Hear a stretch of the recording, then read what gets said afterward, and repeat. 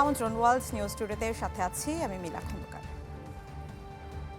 যুদ্ধবন্ধে প্রাথমিক শান্তি চুক্তিতে সই করেছেন যুক্তরাষ্ট্র ইরানের প্রেসিডেন্টরা। ভার্চুয়াল শোয়ের পর তা কার্যকর হয়েছে। চুক্তির আওতায় হরমুজ প্রণালী ফের উন্মুক্ত করা, ইরান পুনর্গঠনে $300 বিলিয়ন পরিকল্পনা নেওয়া হয়েছে। একই সাথে ইরানের উপর আরোপিত সব ধরনের নিষেধাজ্ঞা প্রত্যাহার করবে যুক্তরাষ্ট্র। দীর্ঘস্থায়ী উত্তেজনা ও সংঘাত নিরসনে ঐতিহাসিক সমঝোতা স্মারকে সই ডোনাল্ড ট্রাম্প ও ইরানের প্রেসিডেন্ট মাসুদ পেজেশকিয়ানের। উভয় পক্ষ নিশ্চিত করেছে এরই মধ্যে কার্যকর হতে শুরু করেছে সমঝোতাটি। মার্কিন প্রশাসনের কর্মকর্তারা জানান, চুক্তিতে ইরানের পারমাণবিক অস্ত্র অর্জন না করার প্রতিশ্রুতি অন্তর্ভুক্ত রয়েছে। জ্বালানি বাণিজ্যের গুরুত্বপূর্ণ রুট হরমুজ প্রণালী পুনরায় উন্মুক্ত করতেও হয়েছে ঐকমত্য।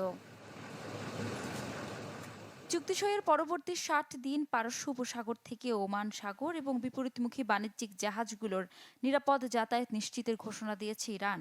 বলা হয়, এই সময়ে কোনো অতিরিক্ত ফি বা চার্জ আরোপ করা হবে না। ইরানের পার্লামেন্টের স্পিকার বাঘের গালিবাফ বলেন, যুক্তরাষ্ট্রের সঙ্গে শক্ত অবস্থান থেকে সরে এসে কূটনৈতিক আলোচনা করছে তেহরান। যুদ্ধের সময় আমি একটি টুইটে লিখেছিলাম যে হরমুজ প্রণালী আর কখনো আগের অবস্থায় ফিরে যাবে না, এবং আমি আজও সেই মত পোষণ করি। তবে এর মানে এই নয় যে আমরা আন্তর্জাতিক আইন বা নৌ চলাচলের প্রতিষ্ঠিত নিয়মকানুন উপেক্ষা করতে চাই। চুক্তির গুরুত্বপূর্ণ অংশ ইরান পুনর্গঠন ও অর্থনৈতিক উন্নয়ন। আঞ্চলিক অংশীদারদের সঙ্গে মিলে কমপক্ষে $300 বিলিয়ন একটি পুনর্গঠন ও উন্নয়ন পরিকল্পনা বাস্তবায়নের প্রতিশ্রুতি দিয়েছে যুক্তরাষ্ট্র। প্রাথমিকভাবে ডিজিটাল পদ্ধতিতে সই হলেও কয়েকদিনের মধ্যে সুইজারল্যান্ডে হবে আনুষ্ঠানিক স্বাক্ষর অনুষ্ঠান। এদিকে যুক্তরাষ্ট্র ইরানের মধ্যে যুদ্ধের অবসানে সমঝোতা MOU সইকে স্বাগত জানিয়েছেন মধ্যস্থতাকারী দেশ পাকিস্তানের প্রধানমন্ত্রী শেহবাজ শরীফ। সামাজিক যোগাযোগ মাধ্যমে দেওয়া এক পোস্টে এ উদ্যোগকে আঞ্চলিক শান্তি, স্থিতিশীলতা ও কূটনৈতিক সমাধানের পথে একটি ইতিবাচক পদক্ষেপ বলে মন্তব্য করেন তিনি। বিশ্লেষকদের মতে, সমঝোতা কার্যকর হলে মধ্যপ্রাচ্যে দীর্ঘদিনের অস্থিরতা কমতে পারে। তবে এর বাস্তবায়ন এবং সংশ্লিষ্ট পক্ষের প্রতিশ্রুতি রক্ষাই এখন বড় চ্যালেঞ্জ। ইফশিতা জামান, চ্যানেল 24। আগামীকাল সুইজারল্যান্ডে স্বাক্ষর হবে ইরান যুক্তরাষ্ট্র শান্তি চুক্তি। এ নিয়ে সবশেষ জানতে ফ্রান্স থেকে আমাদের সাথে যুক্ত হচ্ছেন সহকর্মী আহসান হাবিব। হাবিব, চুক্তি বিষয়ে বিস্তারিত জানতে চাই। কারা কারা থাকছেন? মধ্যস্থতাকারী দেশ তো থাকছেনই ইরান যুক্তরাষ্ট্রের পাশাপাশি, আর কারা এতে অংশ নিচ্ছেন বিস্তারিত জানাবেন। ধন্যবাদ মিলা আপনাকে। আপনাকে আমি কালকে বলেছিলাম যে বিশেষভাবে যে ভার্সাইয়ে ইমানুয়েল মাক্রন ফ্রান্সের প্রেসিডেন্ট ডোনাল্ড ট্রাম্পকে আমন্ত্রণ জানিয়েছিলেন নৈশভোজের, সেটার কারণটি হলো আজকে জানালেন সাংবাদিকদেরকে। সেখানেই মূলত ডোনাল্ড ট্রাম্প স্বাক্ষর করেছেন, যেটা ডিজিটালি স্বাক্ষর করেছেন ইরানের প্রেসিডেন্ট, এবং তিনি সেটা জনসম্মুখে আমাদের সাংবাদিকদেরকে তিনি দেখিয়েছেন। এবং এই স্বাক্ষরের পরবর্তী যেই বিষয়টা নিয়ে আলোচনা, এই স্বাক্ষরের যে চুক্তিগুলো নিয়ে আলোচনা হবে, সেটা হবে আগামীকাল সুইজারল্যান্ডের জেনেভা শহরে মূলত এটা নিয়ে আলোচনা করবে। দুই পক্ষ থাকবেন। ইরানের পক্ষ থেকে পররাষ্ট্রমন্ত্রী তিনি ঘোষণা করেছেন তিনি সশরীরে থাকবেন, পাশাপাশি তাদের প্রতিনিধি থাকবেন, এবং এখানে আমেরিকার প্রতিনিধিরাও থাকবেন, যুক্তরাষ্ট্রের প্রতিনিধিরা থাকবেন, এবং আরো যে বিষয়গুলো, যে আরব দেশগুলো এখানে থাকবেন। এবং সবচেয়ে বড় যে বিষয়টা এখন আলোচনার বিষয়বস্তু হয়ে দাঁড়িয়েছে, এই আলোচনার মাধ্যমেই এই চুক্তিটার সফলতা আসবে। সুতরাং এই আলোচনা সবচেয়ে গুরুত্বপূর্ণ, যেখানে $300 বিলিয়ন ইরানকে পুনর্গঠনের জন্য বলা হচ্ছে। এটা পুরোটাই নির্ভর করবে এই আলোচনার উপর। আলোচনা যদি ফলপ্রসূ হয় তবেই এই ছাড়গুলো দেওয়া হবে, এবং অর্থনৈতিকভাবে ইরান যে পঙ্গু ছিল সেটা আবার সচল হবে। তবে এই বিষয়ের জন্য সবচেয়ে ইরানের পক্ষ থেকে যেটা বলা হয়েছে যে আমরা সর্বোচ্চ চেষ্টা করব, আমাদের পক্ষ থেকে যা যা করার এই চুক্তি সফল হওয়ার জন্য আমরা তাই করবো। এবং প্রথমত আপনাকে একটু বলে রাখি, হরমুজ কিন্তু এখন স্বাভাবিক অবস্থায় ফিরছে। তার মানে বোঝা যাচ্ছে যে ইরান চাচ্ছে এই চুক্তিটা সফলতা লাভ করুক। এবং আরেকটা যে বিষয়, যে আমেরিকা, ওয়াশিংটন জানাচ্ছে যে তাদের এই চুক্তি সফলতার জন্য যা যা প্রয়োজন সব করতে তারা বাধ্য এবং করতে চায়। এক ধরনের পাকিস্তানের মধ্যস্থতাই এটা হচ্ছে মূলত। আর কালকেই হয়তো সব আপডেট এবং কি কি চুক্তি বিস্তারিত সামনে আনবেন, সাংবাদিকদের জানাবেন, এরকম প্রতিশ্রুতি দিয়েছেন এবং আমরা সেখানে অপেক্ষা করব কালকের জন্য। অবশ্যই কালকে মাধ্যমে আপনাদেরকে আরো আপডেট এবং এই চুক্তির বিস্তারিত জানাতে পারবো। জি, ধন্যবাদ আপনাকে। দর্শক, ফ্রান্স থেকে সহকর্মী আহসান হাবিব আমাদের সাথে যুক্ত হয়েছিলেন। এদিকে যুক্তরাষ্ট্রের সাথে চুক্তি সইয়ের পর স্বস্তি জানিয়েছেন তেহরানের বাসিন্দারা। তারা বলছেন এতে ইরানেরই জয় হয়েছে, যে আন্তর্জাতিক ও অভ্যন্তরীণ রাজনীতির টার্নিং পয়েন্ট হবে। কেউই নিজের দেশের বিরুদ্ধে আগ্রাসন পছন্দ করে না। এই যুদ্ধ, এই হট্টগোল আর অস্থিরতা নিঃসন্দেহে আমাদের সবার জন্যই উদ্বেগ এবং কষ্টের কারণ। তবে অবশ্যই যদি এটি জনগণের স্বার্থে হয়ে থাকে, তাহলে আমরা এটিও ঘটেছে বলে খুবই আনন্দিত। আমি মনে করি না যে আমরা বলতে চাইব কোনো নির্দিষ্ট দেশই বিজয়ী হয়েছে। আমার মতে উভয় পক্ষই বিজয়ী, কারণ তারা নিজেদের স্বার্থ ও লক্ষ্য অর্জন করতে সক্ষম হয়েছে। যদি এটি সরাসরি উপস্থিত থেকে স্বাক্ষরিত হতো, তাহলে আরো ভালো হতো। সেক্ষেত্রে আমরা দেশে কি ঘটছে তা আরো স্পষ্টভাবে দেখতে ও বুঝতে পারতাম। তবে তা সত্ত্বেও এই চুক্তি স্বাক্ষরের মাধ্যমে পরিস্থিতি কিছুটা শান্ত হয়েছে, আর সেটি আমাদের জন্য খুবই স্বস্তিদায়ক ও আনন্দের বিষয়। ইরান বিশ্বের দুই প্রধান শক্তি। যুক্তরাষ্ট্র ইসরায়েলকে শক্তভাবে জবাব দিতে সক্ষম হয়েছে। আমার দৃষ্টিতে এই সমঝোতা একটি বড় বিজয়। এটি আন্তর্জাতিক রাজনীতির পাশাপাশি দেশের অভ্যন্তরীণ রাজনীতিতেও একটি গুরুত্বপূর্ণ মোড় পরিবর্তনের সূচনা করতে পারে। শেষ পর্যন্ত যুক্তরাষ্ট্র ও ইসরায়েলের মর্যাদা ও প্রভাব ক্ষুণ্ণ হয়েছে এবং তা মাটিতে মিশে গেছে। এমনটা দেখে আমি বিজয় ও আনন্দের অনুভূতি অনুভব করছি। সংঘাত বন্ধে যুক্তরাষ্ট্র ইরানের মধ্যে সমঝোতা সই হলো। দক্ষিণ লেবাননে থামেনি ইসরায়েলি হামলা। বুধবার লেবাননের রাষ্ট্রীয় সংবাদ সংস্থা ন্যাশনাল নিউজ এজেন্সি জানায়, দক্ষিণাঞ্চলীয় শহর টাইরেতে হামলা চালিয়েছে ইসরায়েলি ড্রোন, যাতে কয়েকজন আহত হন। এর আগে নাবাতিয়া জেলার কাফার তিবনিতেও হয়েছে বিমান হামলা। এদিকে ইসরায়েলি সেনাদের লক্ষ্য করে অন্তত 10টি রকেট ছুড়েছেন হেজবুল্লাহ যোদ্ধারা। এ অবস্থায় যুদ্ধবিরতির ভবিষ্যৎ নিয়ে নতুন করে উদ্বেগ দেখা দিয়েছে। লেবাননের সবশেষ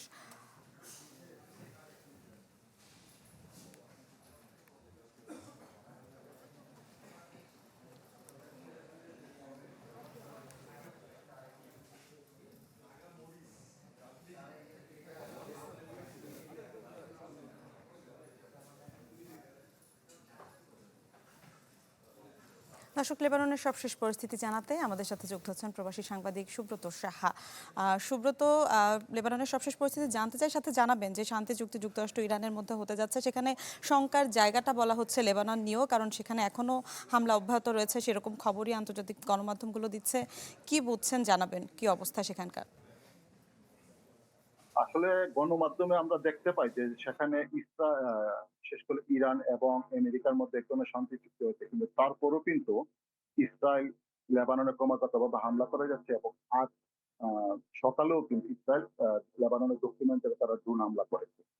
তবে এই যে তাদের যে যুদ্ধবিরতি বা এখানে হামলা বন্ধের যে আলোচনা, আসলে সেটি কতটুকু কার্যকর হবে সেটি এই মুহূর্তে বলা যাচ্ছে না।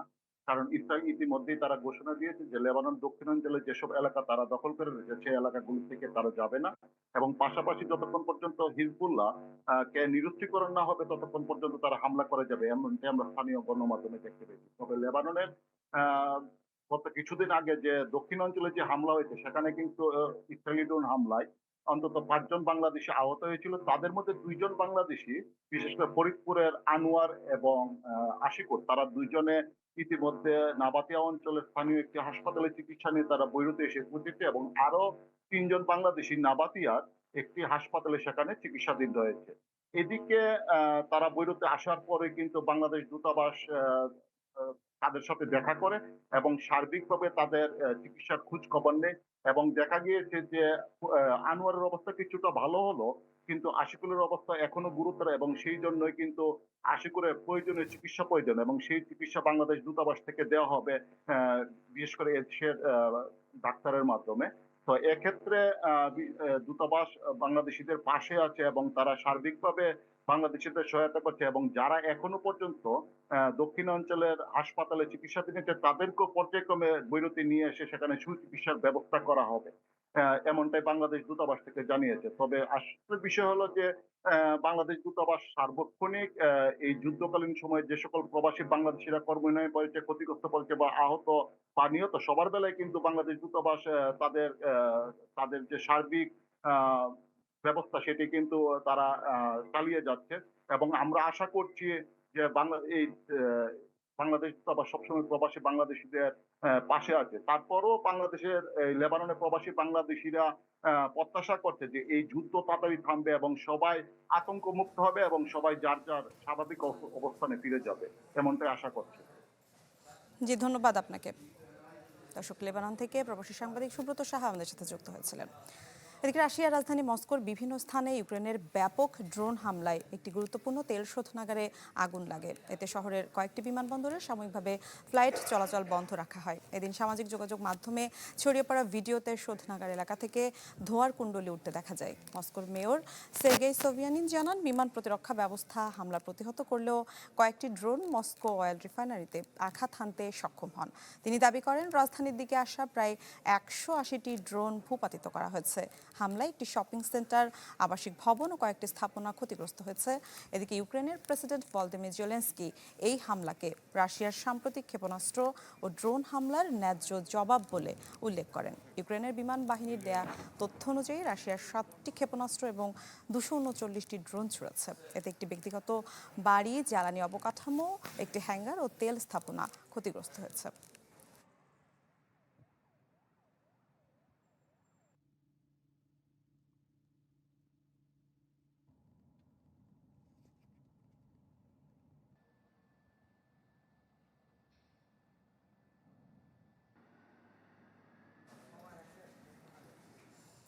ইউরোপে সেনা মোতায়েন নিয়ে নতুন করে পর্যালোচনা করা হবে বলে জানিয়েছেন মার্কিন প্রতিরক্ষামন্ত্রী পিট হেগসেথ। এর ফলে ইউরোপে মার্কিন সেনা কমিয়ে আনা হতে পারে। ব্রাসেলসে প্রতিরক্ষামন্ত্রীদের বৈঠকে তিনি বলেন, ইউরোপে যুক্তরাষ্ট্রের উপর নির্ভরশীল হয়ে থাকার কথা ছিল না। এখন অনেক মিত্র দেশ সেই ঐতিহাসিক প্রয়োজনীয়তাকে উপলব্ধি করতে পারেনি, যা মার্কিন প্রেসিডেন্ট তাদের সামনে স্পষ্ট করেছে। জানান, যেসব ন্যাটো মিত্র নিজেদের প্রতিরক্ষা ব্যয়ের প্রতিশ্রুতি পূরণ করবে না এবং ফ্রি রাইডিং বা অন্যের উপর নির্ভরশীল অবস্থান বজায় রাখবে, তাদের কারণে যুক্তরাষ্ট্র ন্যাটোর চাঁদার অর্থ আটকে রাখতে পারে।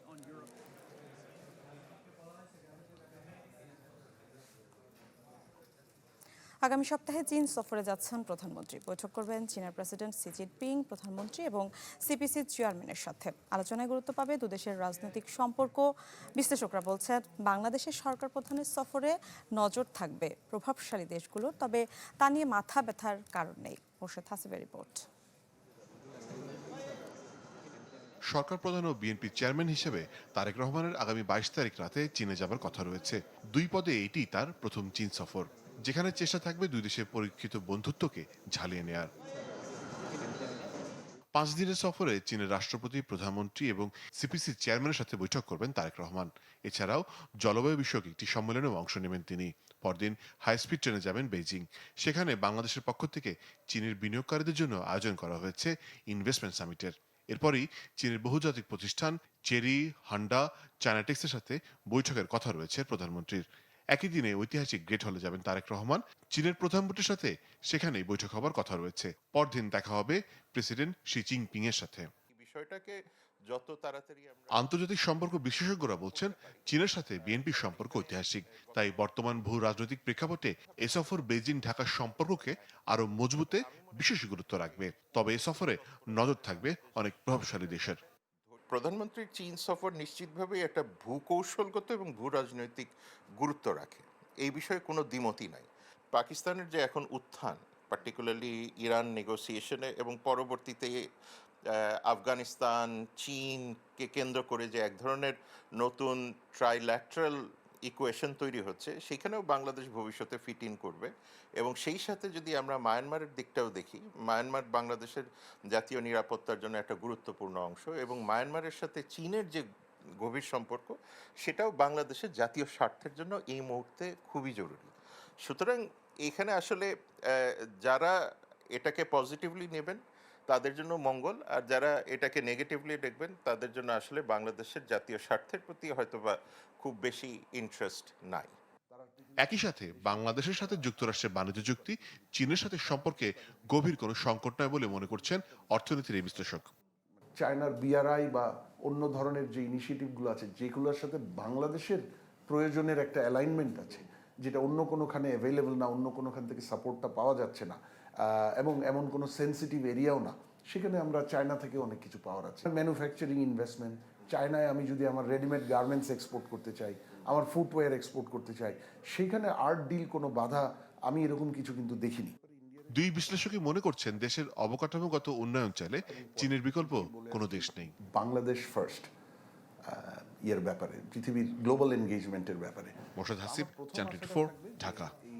বিশ্বের সবচেয়ে বড় রাষ্ট্রহীন জনগোষ্ঠী এখন রোহিঙ্গা। ৪৫ লাখের মধ্যে এই সংখ্যা ১৮ লাখ, যার ১২ লাখই থাকছে বাংলাদেশে। জাতিসংঘের শরণার্থী বিষয়ক সংস্থা বলছে কক্সবাজারের রোহিঙ্গারা ক্যাম্পগুলোতে অত্যন্ত মানবেতর জীবনযাপন করছেন। নিজ দেশ মিয়ানমারে ফিরে যাওয়ার পরিবেশ এখনও তৈরি হয়নি, তবে নিজ ভিটে মাটিতে নিরাপদ ও সম্মানজনক প্রত্যাবর্তন চায় রোহিঙ্গারা। দৈর্ঘ্যে ১০ ফিট আর প্রস্থে ১৫ ফিট, চারপাশে বাঁশের চাটাই, উপরে তারপুলিন। এমন ঘরেই পরিবারের ৬ সদস্য নিয়ে ২০১৭ সাল থেকে থাকছেন মোহাম্মদ ফয়সাল। আল্লাহ হনে দুদুং না বাচ্চা তো হাম না হয় আর বেশি দুঃখ কষ্ট বাদে বাজার হাজারলে দুঃখ দেওয়া বাজে আর জিয়ান সিটিশন নাগরটি সায়ান দে পাই হইলে আমাকে অবশ্যই দেন। ফয়সালের মতোই ১২ লাখ রোহিঙ্গা কক্সবাজারের ৩৩টি ক্যাম্পে বসবাস করছেন, যাদের অনেকেরই নেই কাজের সুযোগ। শিক্ষা, স্বাস্থ্যসেবা খুবই সীমিত। ১৯৮২ সালে মিয়ানমার সরকার নতুন নাগরিকত্ব আইনে ১৩৫টি জনগোষ্ঠীকে নাগরিক হিসেবে স্বীকৃতি দেয়, যেখানে বাদ দেয়া হয় রোহিঙ্গা জনগোষ্ঠীকে। চূড়ান্তভাবে এই জনগোষ্ঠীকে করা হয় রাষ্ট্রহীন। জাতিসংঘের শরণার্থী সংস্থার গ্লোবাল ট্রেন্ড রিপোর্ট বলছে বিশ্বে এখন রাষ্ট্রহীন মানুষের সংখ্যা আনুমানিক ৪৫ লাখ, যাদের ৪১% রোহিঙ্গা, সংখ্যা প্রায় ১৮ লাখ, যার মধ্যে ১২ লাখই থাকছে বাংলাদেশে। রোহিঙ্গাদের প্রত্যাবাসনে বারবার উদ্যোগ নেওয়া হয়েছে, কিন্তু প্রতিবারই তা ব্যর্থ হয়েছে। ফেরত যাননি একজনও। রিপ্যাট্রিয়েশন বিষয়ে বলার মতো এখন পর্যন্ত আমাদের তেমন কোনো ডেভেলপমেন্ট নাই। তারা যাতে তাদের দেশে ফেরত যাওয়ার ব্যাপারে কমিউনিটিকে মোবিলাইজ করতে পারে, সেই ধরনের পদক্ষেপ আমরা গ্রহণ করেছি। জাতিসংঘের শরণার্থী বিষয়ক সংস্থা বলছে ক্যাম্পের ভেতরে রোহিঙ্গারা অত্যন্ত মানবেতর জীবনযাপন করছেন। মিয়ানমারের নিজ ভূখণ্ডে ফিরে যাওয়ার মতো পরিবেশ এখনও তৈরি হয়নি। They want to go back to their homeland, they're missing it, but nobody wants to go back to a place where they're not safe. Nobody wants to go back to a place where they are not considered full citizens. And so until that is in place, we won't be able to consider repatriation. নির্যাতিত এই জনগোষ্ঠীর লোকজন বলছেন তারা ফিরতে চান নিজ ভূখণ্ডে। রোহিঙ্গা ক্যাম্পে বসবাসরত বয়স্ক থেকে তরুণ সবাই চান নিজ দেশ মিয়ানমারে ফেরত যেতে। এজন্য প্রয়োজনীয় পরিবেশ তৈরি করতে বিশ্বের বিভিন্ন দেশের প্রতি জোর দাবি তাদের।